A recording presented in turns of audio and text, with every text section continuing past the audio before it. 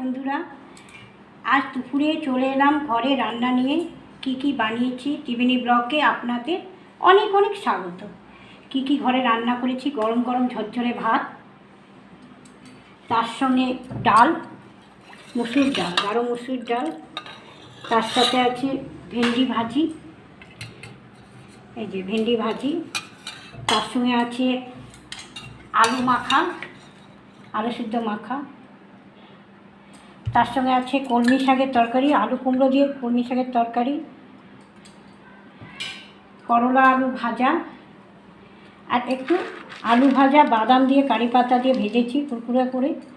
আর তার সঙ্গে আছে ট্যাংরা মাছটাকে ভেজে টমেটোর পেঁয়াজ রসুন দিয়ে ঝাল করেছি। আর শেষ পাতে করেছি, শেষটায় আছে শশা, একটা শশা।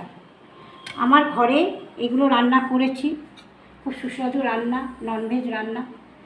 কেমন লাগলো প্লিজ, ভালো লাগলে একটা আমাকে প্লিজ লাইক করুন।